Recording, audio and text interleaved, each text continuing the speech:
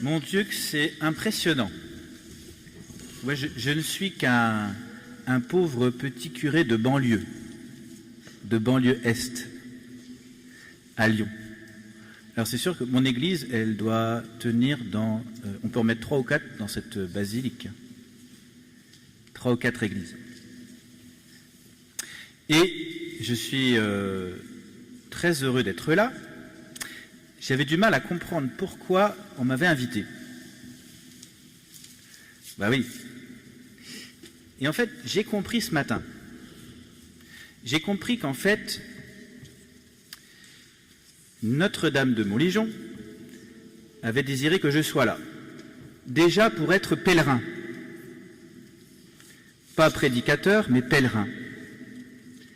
Tout simplement parce que, il y a 15 jours, j'ai eu la joie et la grâce, je dis bien la joie et la grâce, de célébrer les obsèques de ma bonne maman, 95 ans. Et donc je ne viens pas ici juste comme un prêtre, mais aussi comme un petit-fils. Et je me dis que c'est une prévenance de la Vierge Marie et beaucoup de délicatesse de m'avoir conduit ici. Et en parlant de ma bonne maman, je peux dire une chose, c'est qu'elle avait quelque chose d'une âme mariale. C'est ça dont je voudrais vous parler aujourd'hui, une âme mariale. Alors je ne veux pas vous parler de ma bonne maman, mais plutôt de la Vierge Marie. C'est quand même mieux. Et dans l'évangile de Cana aujourd'hui, on trouve 3 choses, 3 qualités que nous devrions demander et cultiver, qui nous permettraient de prendre soin de manière maternelle de nos défunts.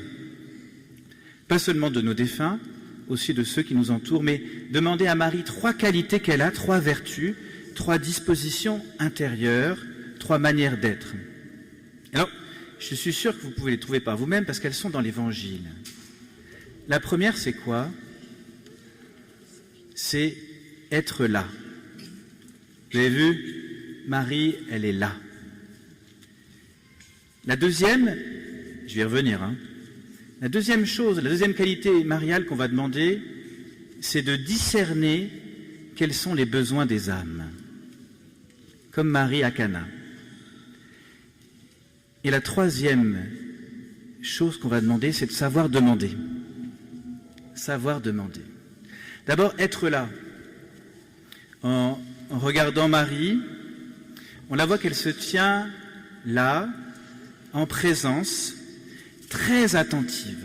C'est difficile d'être attentif, Très attentive, c'est-à-dire non pas repliée sur elle-même, mais tournée vers les autres. Tournée vers son fils d'abord, et tournée vers les invités de la noce. Attentive aux besoins.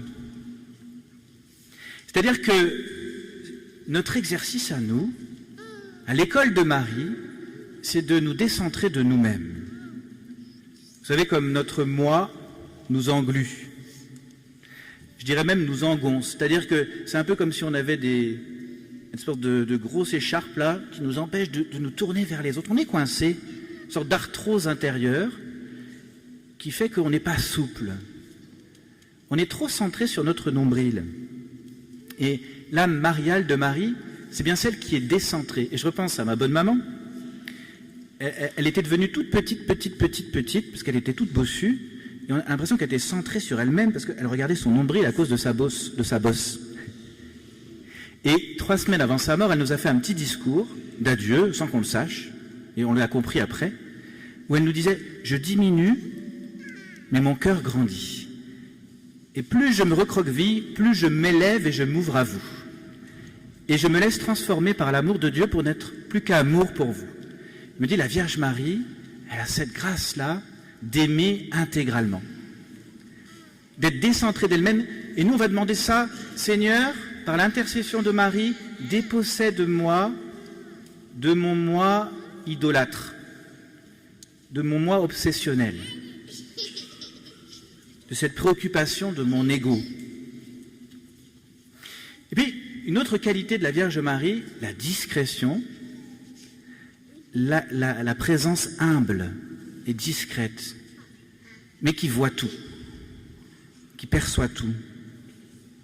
Cette disponibilité, cet accueil qui lui permet de percevoir, d'anticiper, de précéder, de prévenir. Elle me fait penser, la Vierge Marie, et les mamans ici vont se reconnaître, à cette maman dans sa cuisine, qui agit et qui en même temps est capable d'écouter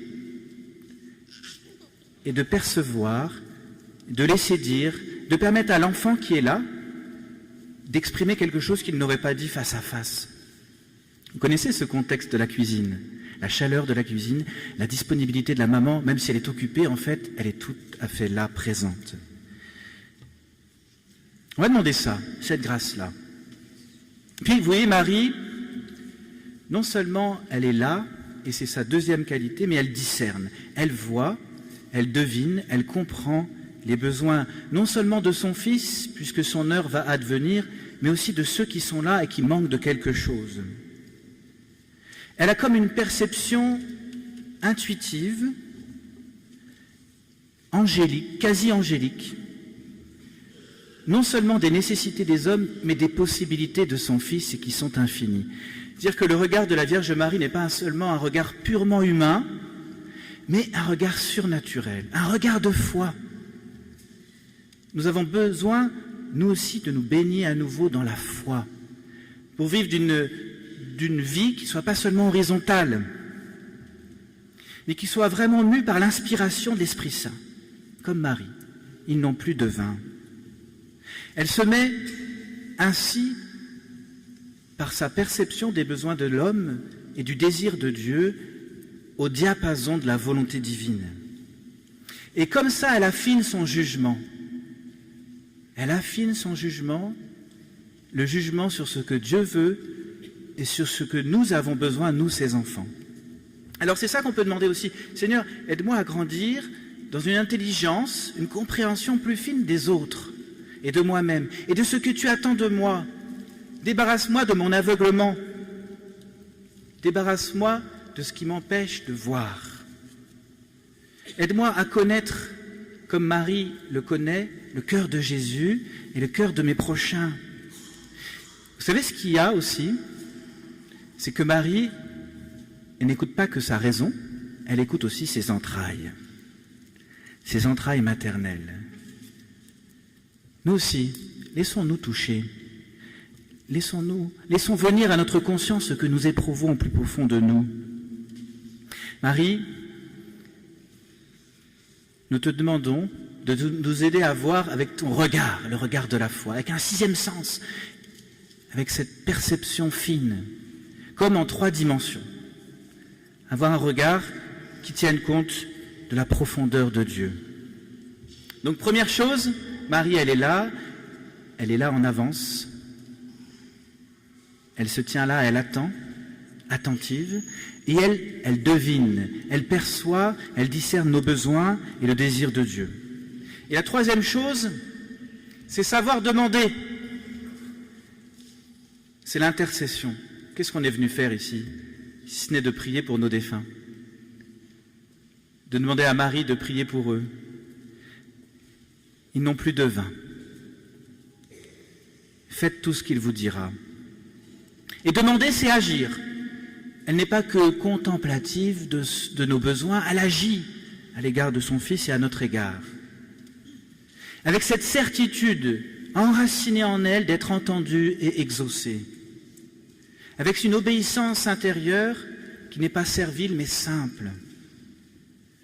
Avec la supplication qui est comme le fruit de son discernement, de ce qu'elle a découvert, de ce qu'elle a perçu. Vous savez, il y a entre Marie et Jésus, comme entre ces êtres, et mieux encore, comme entre ces êtres qui s'aiment, qui se connaissent et qui se comprennent à demi-mot, d'un simple regard, par une union de volonté, de désir, de dessein. Alors, nous demandons à la Vierge Marie de nous aider à grandir à son imitation, à savoir être là, attentif, à savoir discerner et à savoir demander. Et nous avons 3 moyens que nous donne l'Église, extraordinaires. Vous êtes là?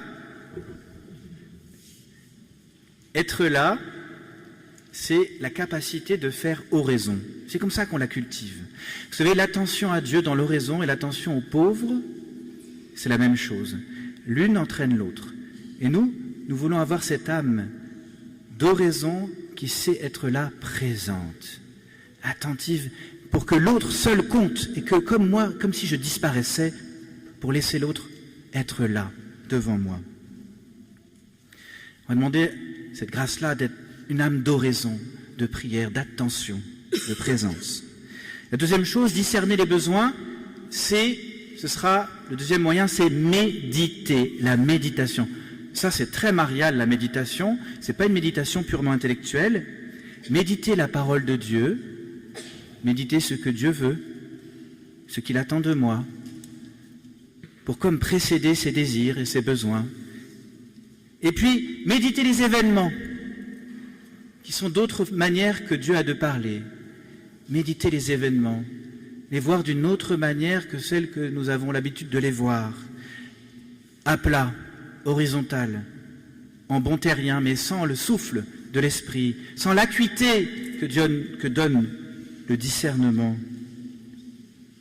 Puis la dernière chose, donc l'oraison, la méditation, la dernière chose, c'est l'Eucharistie. Demander avec la certitude d'être entendu, c'est le propre de l'Eucharistie. Cette action de grâce, cette reconnaissance de Dieu à qui on demande tout et qui nous donne tout. L'Eucharistie, une âme eucharistique, une âme mariale, c'est une âme eucharistique. Et aujourd'hui, nous célébrons, comme tous les jours de l'année, la messe pour les défunts. Et nous demandons la grâce de vivre l'Eucharistie comme cette certitude que Dieu nous entend quand nous lui disons « Ils n'ont plus de vin, ils ont besoin de ta miséricorde. Accueille-les auprès de toi dans ta gloire. » Demandons avec une telle confiance, une telle certitude que notre âme ressemblera à celle de Marie et elle sera exaucée. Faites tout ce qu'il vous dira. Oui, une âme mariale. On en rencontre. Il y en a dans nos paroisses. Il y en a dans nos familles. Une âme mariale, c'est une âme d'oraison, une âme de méditation et de discernement, une âme eucharistique, un cœur qui petit à petit, comme naturellement, prend soin, un soin maternel de toutes les âmes, et en particulier les âmes des défunts. Amen.